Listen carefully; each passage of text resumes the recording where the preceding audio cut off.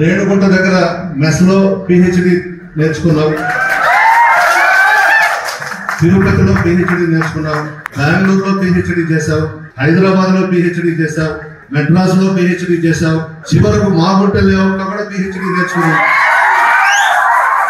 అది ఏంటో పిహెచ్డి అనేది మీరు అర్థం చేసుకోండి, చాలా పెద్ద కథది.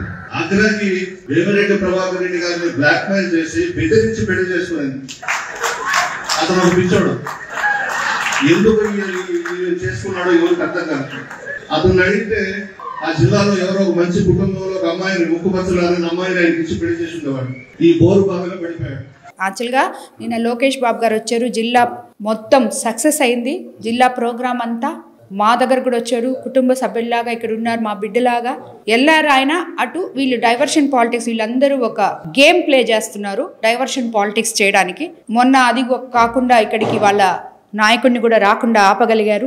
ఇప్పుడు తిరిగి ఏమైనా ఈయన రప్పించుకుంటాడేమో జోలాడారు. మరి ఆ అనిల్ కుమార్ యాదవ్కి ఎప్పుడు చూసినా ఎక్కడ చూసినా డబ్బు డబ్బు డబ్బు గురించి తప్పితే ఇంకో పని లేదు. అతను అనుకుంటున్నాడు అతను ఏదో అడుక్కొని తినేవాడిలాగా. అతను దోచినంత డబ్బు ఎవరూ దొయలేదు వైఎస్ఆర్సీపీ గవర్నమెంట్లో. ఇదేదో అంటారు చూడండి, తళుకును మెర్చి 4 మాటలు మాట్లాడి 13 నెలల నుంచి కార్యకర్తల్ని గాలి కొదిలేసి తిరిగే ఇతను కూడా మాట్లాడాడు అంటే దానికి అర్థమే ఉంది.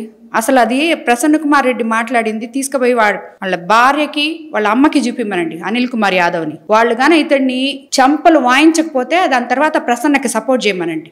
ఆ మాజీ ఎమ్మెల్యే ప్రసన్న కుమార్ రెడ్డి నే అడుగుతున్నాను. యాక్చువల్ గా ఇందాకే మా అన్న చెప్తున్నారు, చాలా పెద్ద ఫ్యామిలీ అమ్మా, చాలా పొలిటికల్ గా చాలా మంచి, అంటే 5 సార్లు 6 సార్లు ఎమ్మెల్యేలు గెలిచిన సంస్కృతి ఉన్న వాళ్ళ ఫ్యామిలీ. అటువంటి ఫ్యామిలీలోంచి ఇలా మాట్లాడుతున్నాడు అంటే చాలా దరిద్రంగా ఉంది అని.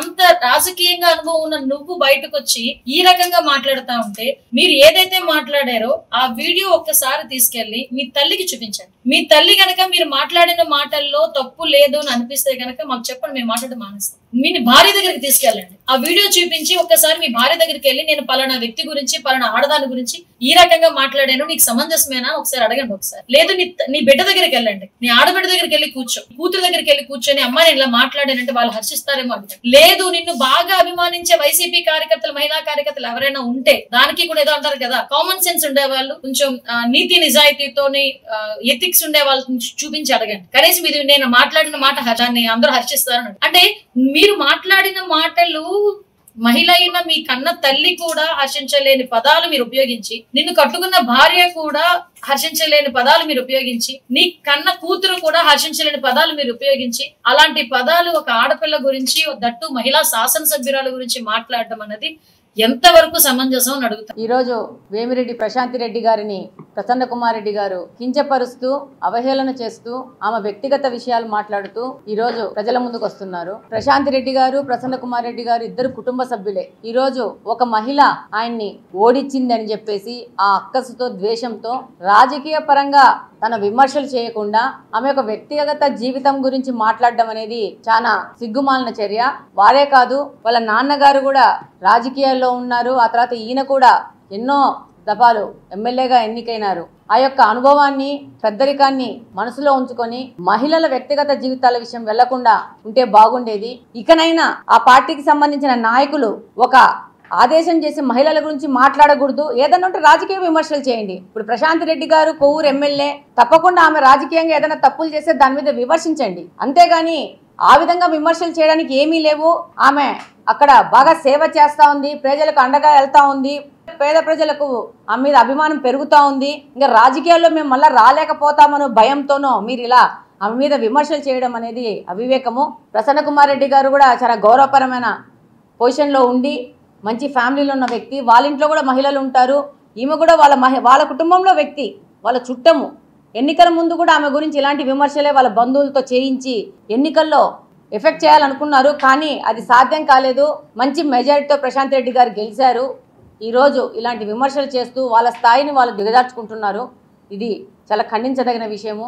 నల్లపరెడ్డి ప్రసన్న కుమార్ రెడ్డి ఒక పిచ్చి కుక్క మాదిరి మాట్లాడుతా ఉన్నాడు. మహిళలంటే ఏ మాత్రం గౌరవం లేకుండా మాట్లాడుతా ఉన్నాడు. అతను ఒక ఊసరు వెళ్ళి అని అక్కడున్న నెల్లూరు ప్రజలకి, ముఖ్యంగా కొవ్వూరు నియోజకవర్గానికి అందరికీ కూడా తెలుసు.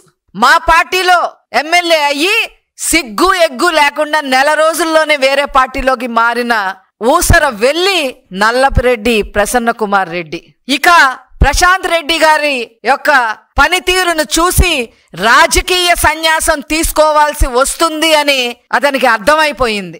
ఏం చెయ్యాలో అర్థం కాక మరి ఈ భాష వాడకూడదు, కానీ అతను మాట్లాడిన భాష, ఆవిడ గురించి మాట్లాడిన భాషతో పోలిస్తే కడుపు రగిలిపోతుంది. అందుకనే పిచ్చి కుక్క అని చెప్పి ప్రసన్న కుమార్ రెడ్డి ఒక పిచ్చి కుక్క మాదిరి మాట్లాడాడు అని చెప్పక తప్పడం లేదు. సిగ్గుపడే విధంగా ఈరోజు ప్రసన్న కుమార్ రెడ్డి మాట్లాడుతూ ఉన్నాడు. ఇంతకు ముందు కూడా పోలారం రెడ్డి శ్రీనివాస్ రెడ్డి కుటుంబాన్ని కూడా, ఆయన కూడా కొవ్వూరు మాజీ ఎమ్మెల్యే, ఇదే విధంగా మాట్లాడావు నువ్వు. ఇదా నీ సంస్కారం? మీ ఇంట్లో అసలు ఆడవాళ్ళు ఉన్నారా? ఉంటే ఈ పాటికే నిన్ను చెప్పుతో కొట్టుండేవాళ్ళు. నువ్వు మాట్లాడిన మాటలకి, నువ్వు మాట్లాడిన మాటలకి అదిరి బెదిరిపోతారని చెప్పి నువ్వు అనుకుంటున్నావా? తగ్గేదే లేదు తెలుగుదేశం పార్టీ మహిళలు, అది గుర్తుపెట్టుకోండి మీరు. ఒక క్రిమినల్ పార్టీ పెట్టాడు ఆయన జగన్మోహన్ రెడ్డి, దానికి వైసీపీ పార్టీ అని పేరు పెట్టాడు.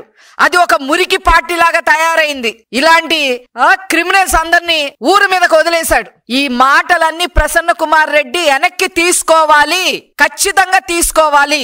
వైఎస్ జగన్మోహన్ రెడ్డి వాళ్ళ పిచ్చి కుక్కల తరఫున క్షమాపణ చెప్పాలి. వైఎస్ఆర్ కాంగ్రెస్ పార్టీ ఈ రాష్ట్రంలో ఉండే నాయకులారా, మాజీ ముఖ్యమంత్రి జగన్మోహన్ రెడ్డి గారు మిమ్మల్ని అందరినీ వినయపూర్వకంగా ఈ విషయంలో నేను అభ్యర్థించేది ఏమిటంటే, నిన్నటి రోజున కోవూరులో నల్లపురెడ్డి ప్రసన్న కుమార్ రెడ్డి వేమిరెడ్డి ప్రశాంత్ రెడ్డి గారిని, వేమిరెడ్డి ప్రభాకర్ రెడ్డి గారిని విమర్శిస్తూ మాట్లాడినటువంటి వీడియోలు మీరు మీ కుటుంబ సభ్యులకు గాని, మీ శ్రేయోభిలాషులకు గాని ఎవరికైనా చూపించండి.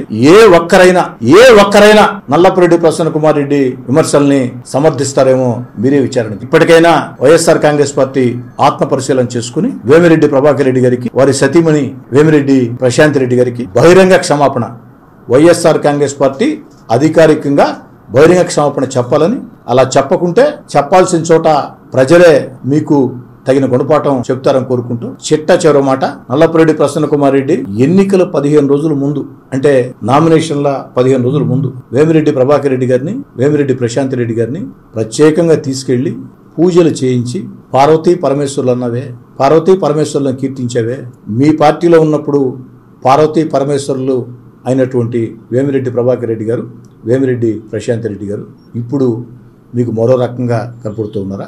ప్రసన్న కుమార్ రెడ్డి, వేమిరెడ్డి ప్రభాకర్ రెడ్డి గారి దగ్గర మనందరం కూడా ఏదో రకంగా సహాయం తీసుకున్నవాళ్ళం. 2014 ఎన్నికల్లో కానీ, 2019 ఎన్నికల్లో కానీ ఆ సహాయాలన్నీ మర్చిపోయిన Nallapureddy Prasanna Kumar Reddy. Please subscribe to Leo news for more videos.